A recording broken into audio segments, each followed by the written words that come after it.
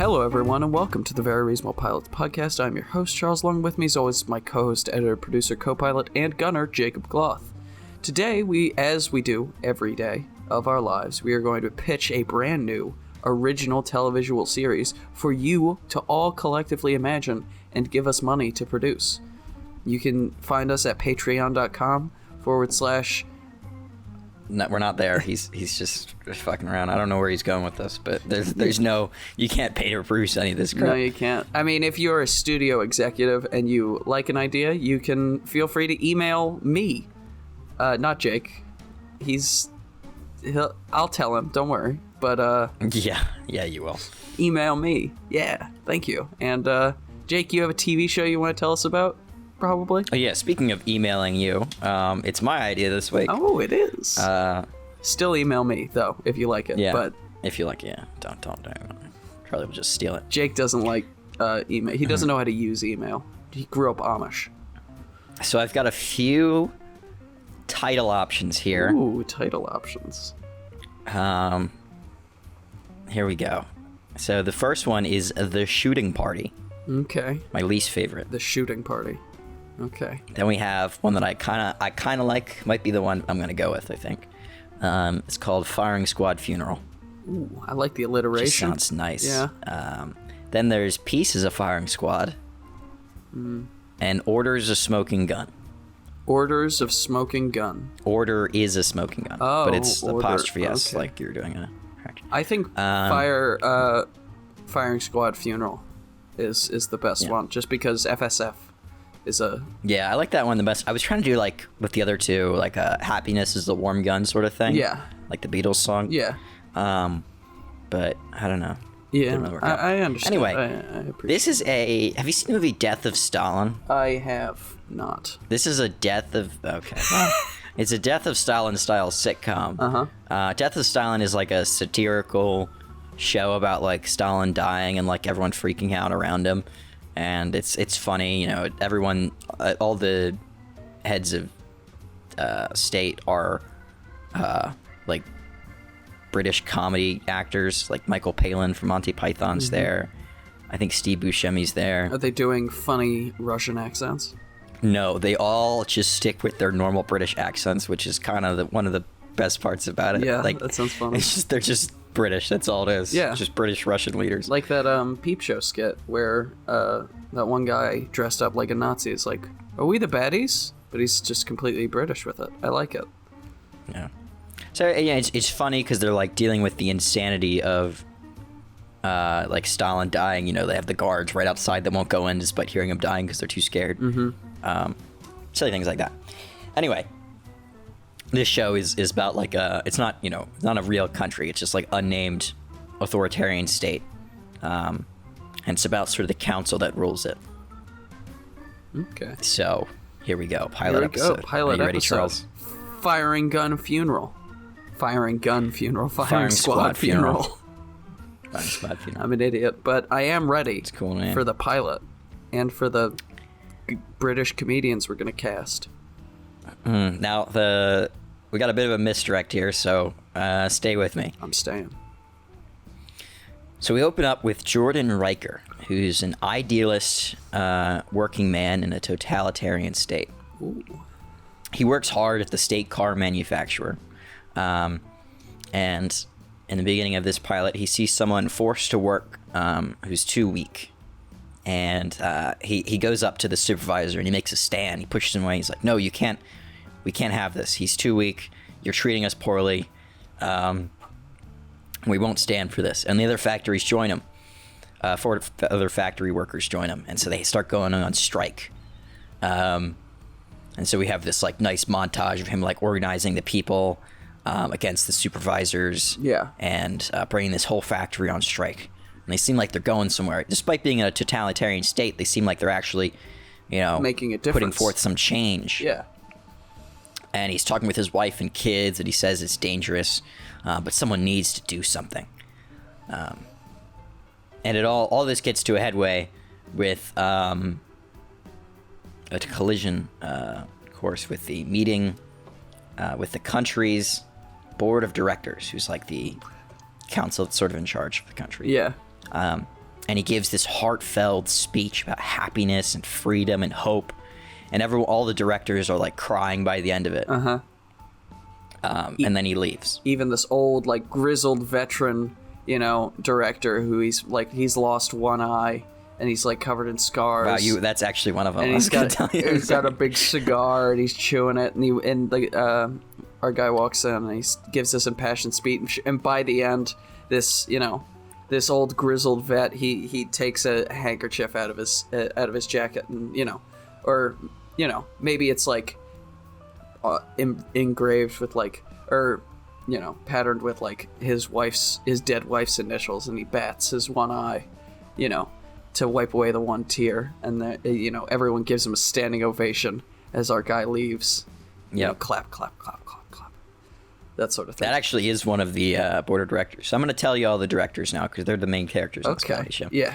That is the Secretary of Defense, Frank Douglas. Douglas. I guess we both have the same idea for a grizzled defense minister. Basically, my idea is Douglas MacArthur because he's the classic. Yeah. Big pipe, sunglasses. This guy's an eye patch as well, which I think's funny. So he has the sunglasses on over the eye patch. Yeah. Leather jacket, smoking. Obviously, the sunglasses are on indoors. Mm-hmm. Of course. All that crap. Maybe he has like a pair of prescription sunglasses and a pair of like regular sunglasses, and he switches between them throughout the series just as like a background gag because they look exactly the same, but one of them is prescription and one of them is not. Oh my god, yeah. Next we have the Chairman Huang. Chairman Huang is not there. Okay. Chairman Huang is the aloof supreme leader, never at any of the meetings, but has supreme control. Yeah. Stalin style. So ultimately, Chairman Huang, she's the leader, but she's never there. She's like the she's always doing off of this situation. But she has like control and she does stuff. Yeah. She just doesn't bother to come to these meetings, and everyone's afraid of her. Everyone is absolutely terrified of her. Then we have sort of the main character of this sitcom, Secretary of the Economy, Margaery Brush. She's an unqualified socialite who has good intentions, but only got the job because she was Huang's college roommate. Okay, maybe she like knows one embarrassing detail about Huang, and that's like the blackmail that keeps her alive. Yeah. And it's like, I was thinking that too. If I die, everyone will know that you use, I don't know, what's something embarrassing? Extra strength dandruff shampoo. You got a serious dandruff problem. Yeah. That'd be funny. Something silly. Something that's not very embarrassing, or maybe is embarrassing. I don't know, because I actually do use extra strength dandruff shampoo. Okay, well, that's good for you, Charles. Yeah. What was I saying? Oh. So she's got good intentions, like she wants to help people, but she's very unqualified, so she doesn't really know anything about the economy. I think she just got this job because she took like one economic class. Yeah. When Huang and her were roommates. And so Huang's like, oh yes, I need an economist. Brush is the gal. The best damn economist I've ever met. She's like, I got an A in Economy 101, but Econ 101, but that's about it. The best damn economist left alive in this country. And it turns out that she's had all the other economists assassinated because they kept telling her, like, no, we can't just print more money. That won't lead to good results. She's like, what? Yes, it will. Bang. But do we ever see Admiral Wong? Commander Wong? Chairman Huang is there, like, every once in a while. Yeah. And it's usually a big thing. Like, it's the entire episode if she's there. Okay. Because everyone's afraid of her, terrified. Then we have George Pale. George Pale is the Secretary of State and Housing. His big character trait is that he is absolutely terrified of being killed. He's very paranoid. He thinks everyone's trying to murder him. Yeah. Because he's not great at his job, and he does have a very important job. And he's freaking out. Maybe he's got a boy that he makes follow him around everywhere that like has to try all of his food. you know? Yeah, And maybe. he gets to a point where he's so paranoid that he wears a gas mask into every room until the boy has come in there and breathed the air sufficiently enough to that he's like, all right, it's clean enough, and he takes the gas mask off. He's like, if I can describe him better, he's like the kind of, like, he will laugh at any joke even if it's not funny because he wants you to like him. Yeah. He says everything you do is great. He's a yes man. He will do and say whatever keeps him alive. He's like a wife and kids, and so he he wants to stay alive for them. Yeah. Yeah. My feeling for him is that he doesn't want to be this high of a role. He wants to be low enough that he doesn't get murdered, but he's fallen into this role and he can't get out. All of his supervisors there's no way out except for dying, essentially, and so he's just trying to stay alive. Yeah, all of his supervisors kept getting murdered, so he just kept being promoted. Yeah. And now that he's at the top, he knows because there's no way out of this role except for dying. Yeah. Like, there's no retiring. There's just dying, so he's just trying to stay alive as long as he can. Next, we have Rye O'Connor. She's the Secretary of Education, which is in charge of propaganda and re-education camps. She's like a strict English teacher. Okay. That's kind of her personality. She has a wry sense of humor, probably, because her name's Rye. Haha. No. Her last name was of more importance, if you remember a certain someone. But, Ooh. You probably I do. Oh, you do? Okay, good. Anyway, strict English teacher. That's her sort of thing. Yeah. And she loves... Probably has a ruler she walks around with and corrects people all the time. It's revealed halfway through the series that the ruler is actually... It can transform into a gun. She's just had a gun this whole time. It's a weird sci-fi thing. Just one weird sci-fi element in this otherwise seemingly situational comedy. She's got a sci-fi laser gun. Well, I mean, it's like Cold War era superpower, so yeah, you can really do you can really sci-fi shit. It can't work perfectly. That's all it is, right? It's got to be like, all right, it only had one blast. That was it. That was our secret super weapon. Shit. That was it. And she misses because she's not a very good shot. Maybe that's the episode she lost her glasses, and so that's what the entire episode is built around. And last person is the intelligence director. So, like, this country's CIA. Yeah. His name's Blake. We're not going to get too much into him because of he's important. Blake redacted. Blake. So, just to recap, Jordan Riker gave this moving speech. Yeah. Margaery Brush, the unqualified college roommate, socialite, economist, was very moved. So was George Pale, the Secretary of Housing. He thought it was brilliant. He's crying.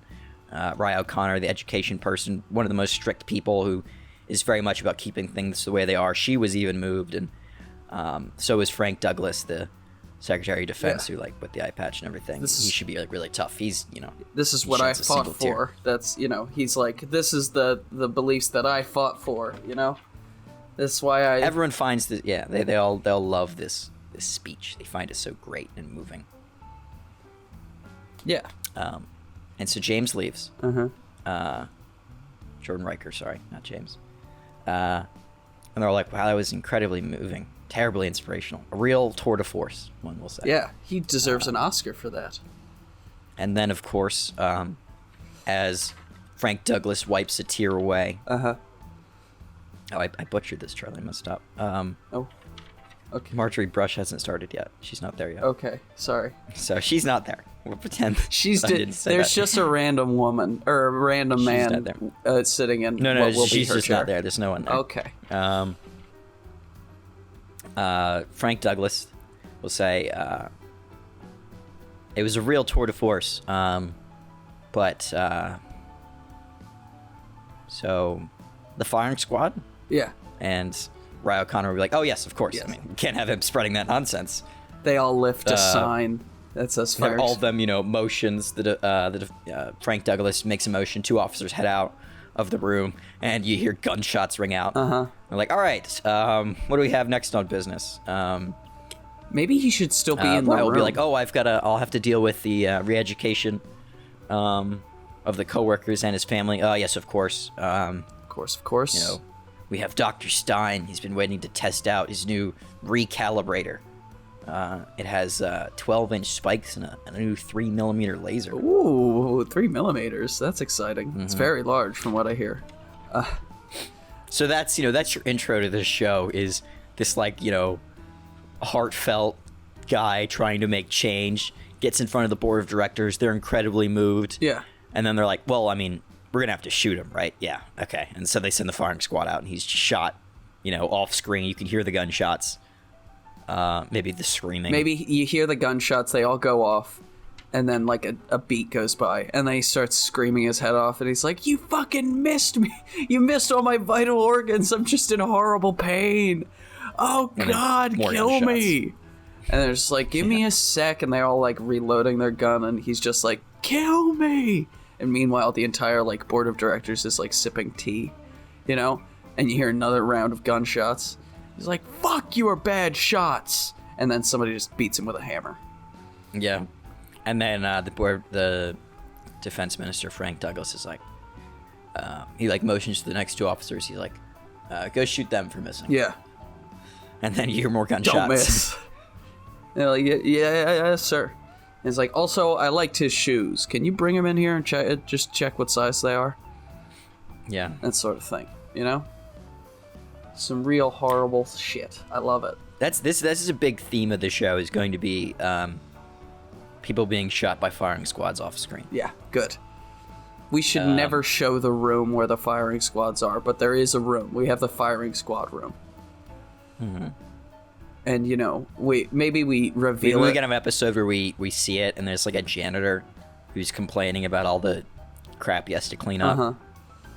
And maybe it's, like, you expect it to be this, like, horrible dungeon-esque room, and then you open the door, and it's like, when you go to an orthodontist when you're a child, and they've just got all the weird paintings on the walls? It's like, oh, we made the walls look like an undersea palace or whatever. It's just one of those. They're like, what? It's a P.F. Chang's. It's a P.F. Chang's. They have a P.F. Chang's built into the firing squad room in case the firing squad guys get hungry. Or somebody gets diarrhea from P.F. Chang's, then they have to, go into the firing squad room and get fired. Squad. Get shot. Yeah, get shot in the face or lungs or whatever. So the rest of this first episode, that's going to be like a really long cold open. Yeah. That's what that is. And that's your intro to the show. The rest of the episode is Brush's first day. Uh-huh. Trying to get acquainted with being the economy minister. Uh-huh. So she gets her intro to, like, everyone, and that's how you sort of get to meet all the characters. Maybe there's, like... Brush is, like, your surrogate. Getting getting all around. Your POV character. She's like the surrogate audience, like, viewpoint. Maybe there's like her entry scene is she comes into the office, she gets there early, because, it's her first day of work, she gets there early, and then she goes to the cafeteria to get a cup of coffee, and then complains to the person behind the coffee counter about how expensive the coffee is, and because she doesn't realize the amount of power she has yet, she, like, complains, turns away to talk to somebody, looks back, and it's another person, and you can see the first guy, like the first barista, being, like, dragged out from the back. Yeah, that would be great. It's dragged away. And the prices are being, like, scribbled down and, like, replaced with, like, it was like $8 for a cup of coffee, and now it's like 80 cents. Because she's the economy minister, so she has, like, the ultimate say on that. Yeah, too. Exactly. And she's like, what happened to Dale? He's been dealt with, madam. Dealt with? What the hell does that mean? Yes, ma'am. Yes, ma'am. Sorry, ma'am. And then walks her. I have to go. And then, Yes, ma'am. Whatever you need, ma'am. I'm sorry. And then another person comes over and drags him away. He just, like, he makes a break for the exit, and, like, before he gets, like, a bunch of... gets shot. He gets shot with, like, tasers and dragged away again, or, like, attacked by dogs. And then... Someone else comes up to her. Won't happen again, ma'am. Sorry, ma'am. And she's like, thank you for the coffee. I'm gonna go. This is really bad coffee. Bang! Bang. Someone else, as she walks out the door, she says that, and then you can see someone's eyes light up, turn around, and they cock back their rifle. Yeah. And then she's walking away, and you hear the gunshot. Yeah. That's good. That's a good opener. And then she gets into the thing, and then, you know. She turns to someone, she's like, what was that? Car backfiring, ma'am. We see happens all the time. Happens all the time. We see, like, she gets into the office, and I know this is probably not the case, but I'm imagining they all have, like, a cubicle-style space where they all share the same, like, space with desks and stuff. Yeah. And so she gets back to the office and sees the defense minister, and he's this really grizzled old man, and he's, like, doing sit-ups. He's got this, doing, you know, upside-down sit-ups, so he's, like, got his legs strapped into the bar, and he's, like, pulling himself up, and then, you know, she's like, wow, you're doing good, old-timer, and then she looks behind him, and there's just, like, a person pulling him up for him, like, pushing on his back till he gets up, and he's like, all right, 60 reps, good work, boys, and they all, like, get him down, and he's like, nice to meet you, ma'am. I don't know why I'm giving a southern accent, but I think it works. Yeah. So, you know, we get to meet everyone. And she makes her first decision about the economy. That's the whole issue for the first episode. Where she cuts the state donut budget. Oh, no. And this is the state donut budget, she thinks, is just a superfluous, you know, cost that's unimportant. Yeah. Ridiculous. She's like, we can cut this. I can help the economy a bunch. In the first day, we spend so much money. It causes a crazy domino effect because the state donut budget provides breakfast for the nation's cops, and they begin stealing donuts, causing donut shortages. Yeah. Which creates a mass panic, and everyone starts withdrawing money, which, you know, tanks the economy. Leading to the donut riots of 89, you know. So they have a great, like, depression. Yeah. Because everyone's withdrawing their money because all the donut shops are tanking. Mm-hmm. And they're just, like, she's looking out the window and, like, seeing, like, two men, like, kill each other with, like, tire irons for, like, a box of Krispy Kreme donuts, and then, like, a child run by and steals it from both of them. And they start chasing them down. Like, buildings on fire, like, cops in the streets with, like, you know, flamethrowers or whatever. And then head Chairman Wong walks in and just pats her on the back and says, good job. You did a good job today. Keeping the people in line, you know, and walks away. Or not Chairman Wong, the defense minister walks in. It's like, good job, you're keeping the people in line. And then she walks away, and she's just horrified by everything that has happened because she got rid of the donut fund. Yeah, and all the secretaries are trying to give her advice. So Frank Douglas is like, well, you know, we could bring the army in, we could shoot them all. She's like, what? No, we can't do that. I can't shoot them all. We did it last time. It worked out pretty well. Yeah. Education minister is like, well, I'll send all the cops to re-education camps, and we'll get them reoriented to this new way of life without donuts. She's like, no, we can't do that either. That's insane. Intelligence directors like, well, we could use our enemy's nuclear codes. And she's like, how would that help? I don't know. We could spread rumors that donuts are actually anti-state. No, we can't say that yet. Oh yeah, okay. That's my solution to the problem. Okay, sorry. And so then she asks George Pale, and he's like, I whatever you're doing's great, haha, great, I love it. Please don't kill me. And so she's freaking out. She goes to visit her old economics professor, who's in like a camp. Yeah, in a death camp somewhere. And he's been chained to a desk. She goes to visit him, and he's like, you know, whatever you say is great. Whatever you're doing is great. She's like, no, I need someone to really tell me how to fix this problem. I don't know what to do. And in this moment where she sees her economic professor so terrified and fearful of her and will believe whatever she says, she realizes that she could just say something, and the people are so terrified of them that they'll believe it. And so, to solve the donut crisis, she says is that donuts are unpatriotic. And that they're, like, made by their enemies. So that's why she got rid of them. And she couldn't, by the way, I probably should mention this earlier, but she can't just re-allow donuts. Like, she can't just be like, oh, the donut budget's back. Yeah. I think she might try to do that, and then Huang might visit her and be like, hey, roommate, no, you can't do that because the state doesn't make mistakes. Exactly. So you got to figure out a way to solve this by not making any. We didn't make mistakes. Yeah, we don't make mistakes. And if you do make mistakes, well, you go to the firing squad room. Do you want to go to the firing squad room? No, ma'am.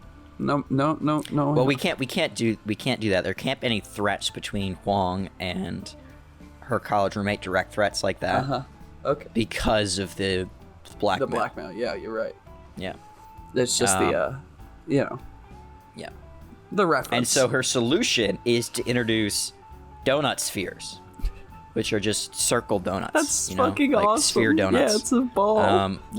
Like the donut holes you get at Dunkin' Donuts. Yeah, but the size so maybe a little bigger. But the size like of your hand. Maybe we make it like the size of a basketball, and it's like these donut spheres will last you for months. And it's just like these. We show like a video of a kid chewing on a donut sphere. It's been like it's super stale. It's hard as rock, and he's like using it to crack open a coconut. And it's like we'll call them like victory doughs or something like that. Victory nuts. Victory spheres. And so, that's her solution, and it solves everything immediately. Everything goes back to cool. normal, which is everything's good, right? That's normal is good. That is my episode. That's my pilot in episode 1. Yeah, and then I got some other ideas. Oh, were you about to say something? I just had an idea for like the last shot of episode 1. Is she gets home, it's like a long day, and she's like, I'm just so tired. She like goes to sit in her kitchen, pours herself like a glass of milk or booze or whatever. Not milk. What the hell? Yeah. Who drinks just milk? I drink milk from time to time. I enjoy milk from time to time. Listen, the other day I made a bowl of cereal. Instead of milk, I used coffee creamer. It was fucking delicious. That's weird. It is weird. I didn't have any milk. I only had coffee creamer. She goes in, sits there, things like, I'm hungry, and she goes up to the fridge and pulls out like a donut. Like she had a box of donuts that she got 2 days ago, and like just put them in the fridge, takes a bite of one, and just like all of these blaring alarms start going off like in her house, like unpatriotic behavior detected. And she's like, oh fuck. And then just like you see, cut to outside her window, donuts get thrown out the window, into the dumpster. Like a stray dog comes up and eats the donut. Unpatriotic behavior detected, and the dog is shot. And that's the end of the episode. Maybe the dog's not. Damn. Maybe we don't show the dog being shot. You just hear a gunshot noise. Yeah, I don't want to see. I think a big part of the show is that you don't see anyone get shot. It's not a. It's just background. Yeah, I understand that. A little PG. Because I want to illustrate that like they are removed from the actual killing. Yeah. They order it, but they don't actually see it. Which is kind of how they're able to like cope with it. Yeah, exactly. I like that idea of the farther away you are from the actual killing, the more removed you are from it, and the more okay with it you are. Like maybe a bit.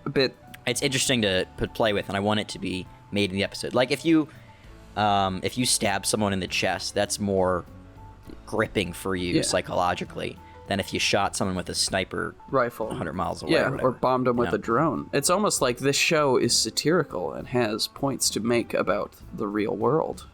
So that's my big thing, is that you're never going to see anyone shot on screen. Yeah. Until something later, but we'll get there when we get there. My next episode idea is all about the intelligence director, Blake, because he blackmails everyone on the board and like sort of takes control of the country.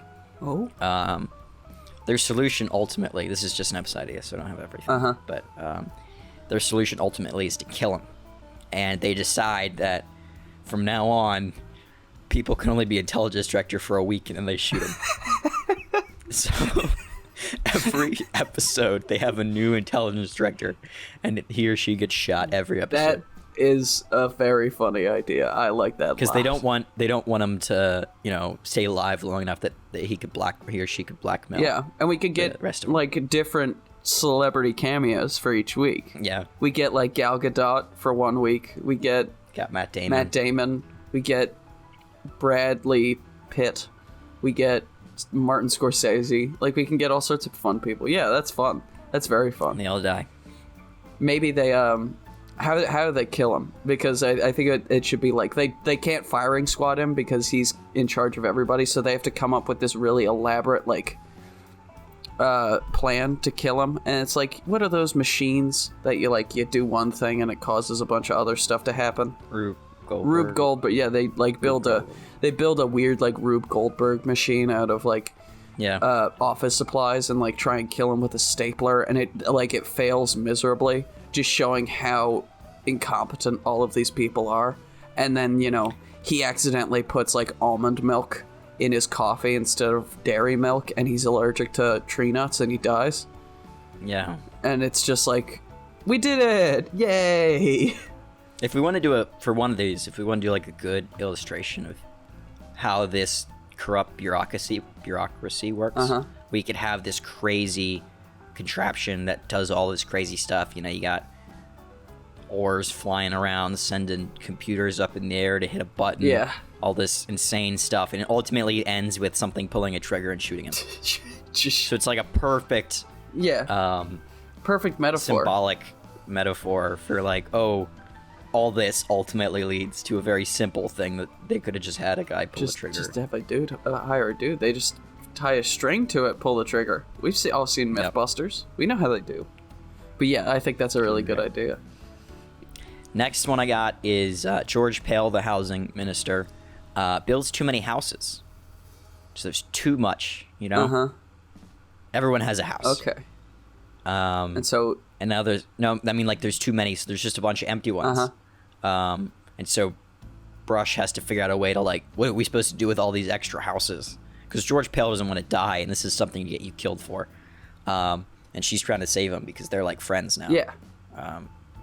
And she ultimately makes them paintball arenas. Oh, I was gonna say ultimately they there's like this, maybe this isn't the ultimate solution, but this is one of the solutions they consider, is just like they start like defunding condom companies, because it's a state run, all businesses I like are that state better. run. Yeah, so they're trying to up the population. They're trying to make sure that everyone gets pregnant, so they get like the intelligence minister to start like spreading lies about like condoms, that they're like, oh, did you know that condoms are full of diseases?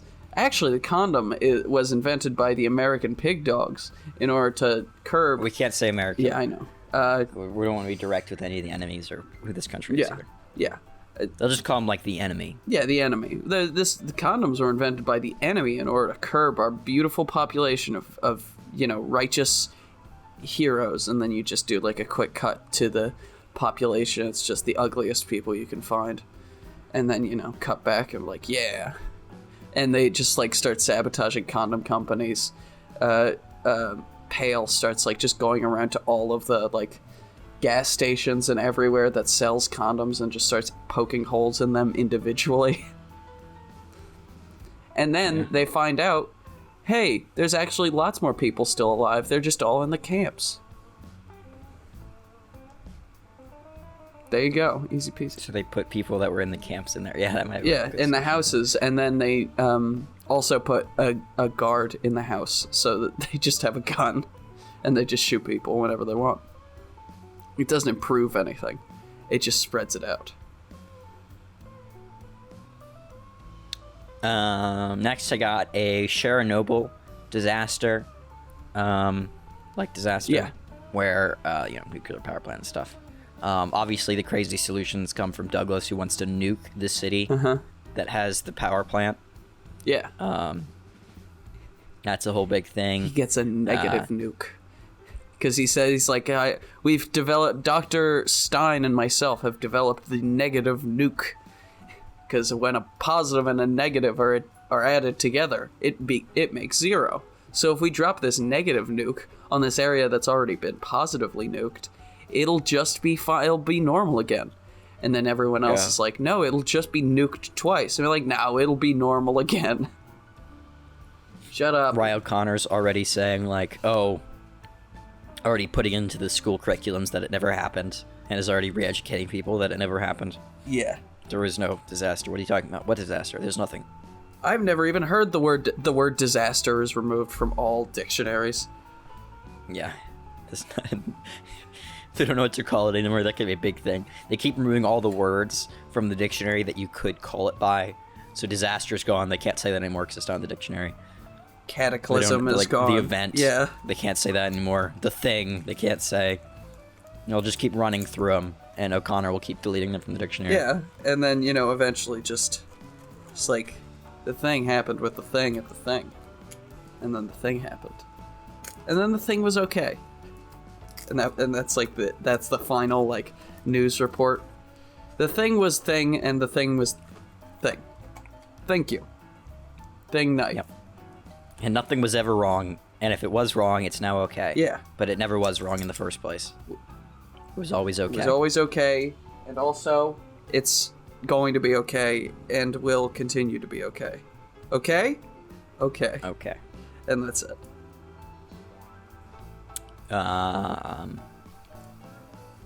Yeah, do you have any other episode ideas before I get to the last episode? Maybe they have, like, we do an Olympics-style episode where they go, like, this country is in the Olympics, and so the whole episode is just all of the ministers finding ways to cheat.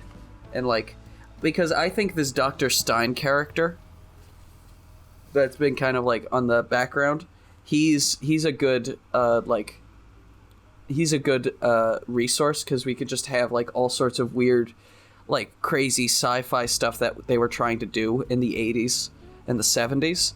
Like, he's doing it. So it's like, actually, we've been planting, messages into people's media for, years. Actually, every one of our citizens is a Olympic-level marathon runner, because we've been secretly training them with drugs or whatever, So they have to go to the Olympics and, genetically engineer all of these, like, super athletes to cheat for everything.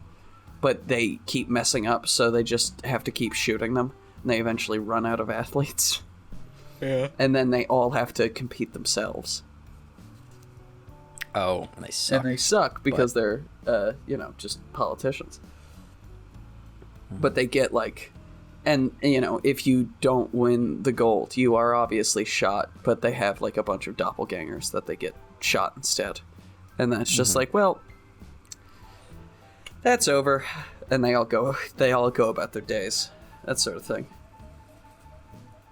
Maybe we could do an episode where, what's our main character's name again? Margaery Brush. Margaery Brush.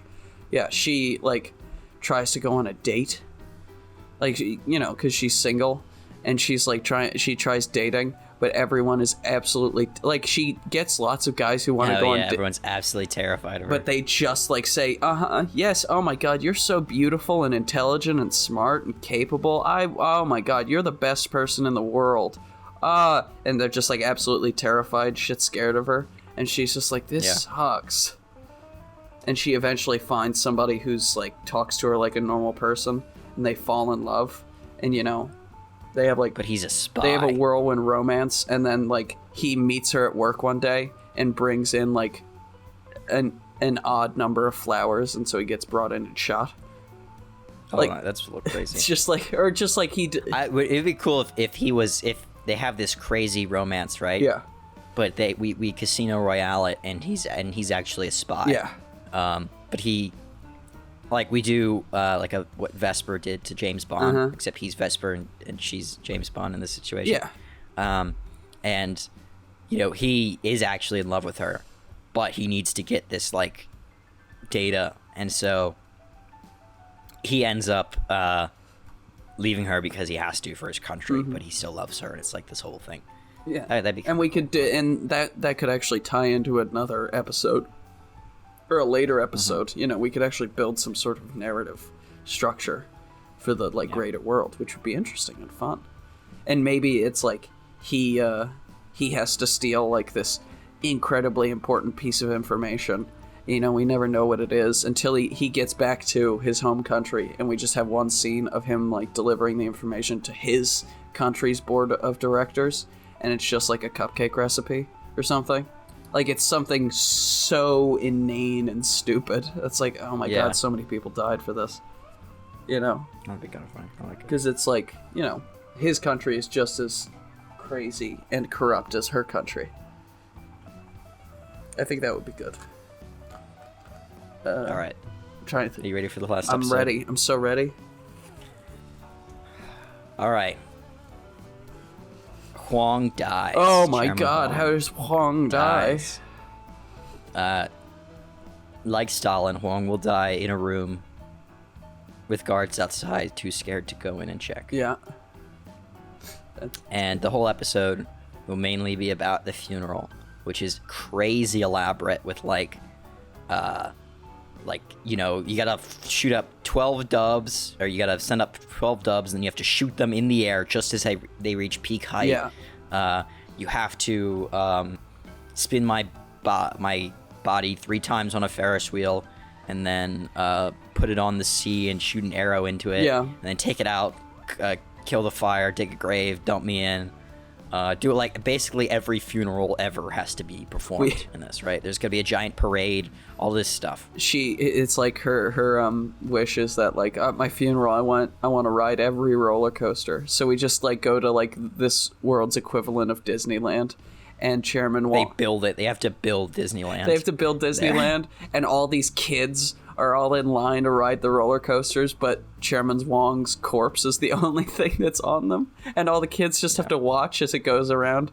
And then they're like, well, it says here she has to ride, it says in her will that she has to ride each ride 18 times. That can't be right. 18 times? 18 times. All right, send it up again. And all the kids are like, oh, and then all the guards turn around and cock their guns, and the kids just like start milling away. They just like stand silent, you know. And so we do this crazy funeral, right? Everything, we go through it, and at the end of the episode, we have the last will reading, and everyone on the board of directors thinks that Brush is going to be given supreme control of the country at the end. Yeah. And so there's all these games being played of like, you know, trying to get on her good side, and people maybe trying to kill her because they want to be in charge. So that's all happening. Mm-hmm. But she survives, and they make it to the last will reading.